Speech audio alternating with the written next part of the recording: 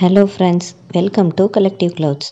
நம்ம இன்றைக்கி என்ன வீடியோ பார்க்க போகிறோன்னா, சிறுதானியத்தில் ஒன்றான திணையை வச்சு சூப்பரான ஒரு திணை கேசரி தான் செய்ய போகிறோம். வாங்க அதை எப்படி செய்யறதுன்னு பார்க்கலாம். முதல்ல திணையை 2-3 தடவை நல்லா கழுவி அதை காய வச்சு எடுத்துக்கோங்க.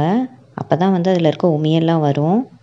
இப்போ என்ன பண்ணுன்னா, ஒரு வாணலில் போட்டு அதை லைட்டாக ரோஸ்ட் பண்ணி எடுத்துக்கலாம். அது அப்படியே எல்லாம் பொரிஞ்சு வரும். ரொம்பலாம் பொரிய வேணாம், லைட்டாக பொரிஞ்சால் போதும். நல்ல ஒரு வாசம் வரும். அந்த திணையை வறுக்கிறப்ப அந்த வாசம் வரும். அந்த வாசம் வர அளவுக்கு நல்லா ஃபஸ்ட்டு வறுத்து எடுத்துக்கலாம். கொஞ்சம் நல்லா இது பாருங்கள், லைட்டாக கலர் சேஞ்ச் ஆகிடுச்சு இல்லையா? இது வரைக்கும் வறுத்து அதை ஆற வச்சிடலாம். ஆற வச்சதுக்கப்புறம் இதை ஒரு மிக்ஸி ஜாரில் போட்டு ரவை மாதிரி குருணையாக அரைச்சி எடுத்துக்கலாம். ரொம்ப நைஸாலாம் அரைக்கக்கூடாது, குருணையாக அரைச்சி அதை எடுத்துக்கலாம்.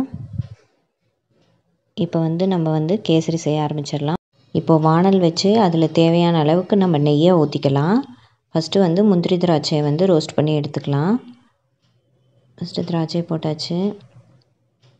இப்போ முந்திரியும் போட்டு அதெல்லாம் நெய்யில் வறுத்து எடுத்து வச்சுக்கலாம்.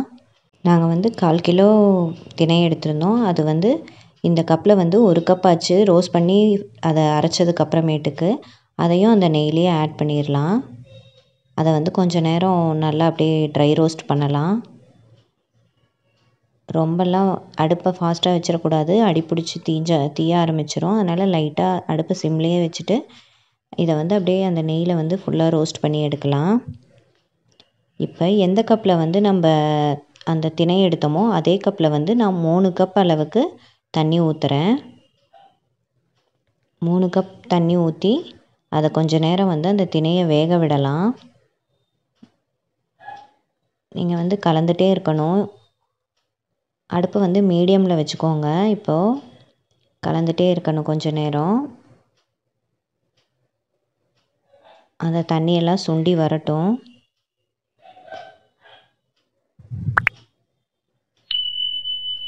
இப்போ பாருங்கள், தண்ணியெல்லாம் சுண்டி இந்த ஸ்டேஜுக்கு வந்துருச்சு.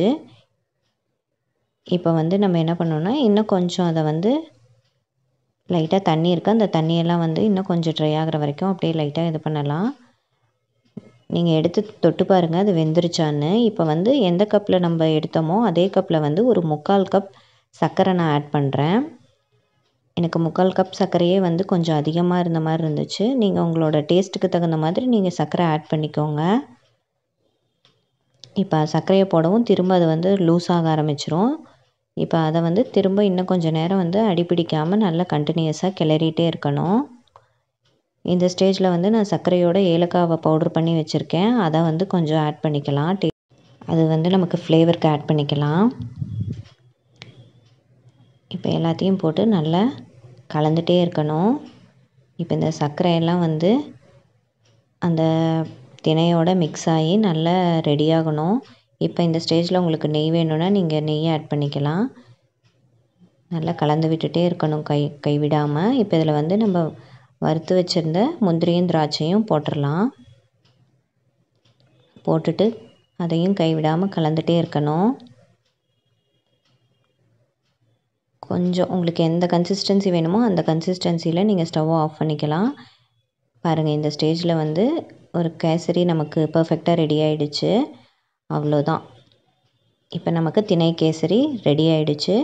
திணை எல்லாருமே சாப்பிட்லாம். வெயிட் லாஸ் பண்ணுறவங்க சாப்பிட்லாம், சுகர் பேஷண்ட் எடுத்துக்கலாம், ப்ரெக்னென்சி லேடிஸ் எடுத்துக்கிட்டால் அவங்களுக்கு இந்த டைமில் ரொம்ப ஹெல்ப்ஃபுல்லாக இருக்கும்.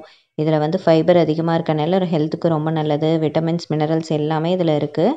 அதனால் நெக்ஸ்ட் டைம் திணை வாங்கினீங்கன்னா இந்த மாதிரி ஒரு ஸ்வீட் ரெசிபி நீங்களும் செஞ்சு பாருங்கள். எல்லாருக்குமே ரொம்ப பிடிக்கும். இந்த மாதிரி திணையை ஸ்வீட்டாக செஞ்சு கொடுத்தா சின்ன பசங்க கூட ரொம்ப விரும்பி சாப்பிடுவாங்க. இந்த வீடியோ உங்களுக்கு பிடிச்சிருந்தால் லைக் பண்ணி ஷேர் பண்ணி நம்ம சேனலை சப்ஸ்கிரைப் பண்ணிக்கோங்க. மறக்காமல் உங்கள் ஃப்ரெண்ட்ஸ்க்கும் ஷேர் பண்ணுங்கள். தேங்க்ஸ் ஃபார் வாட்சிங்.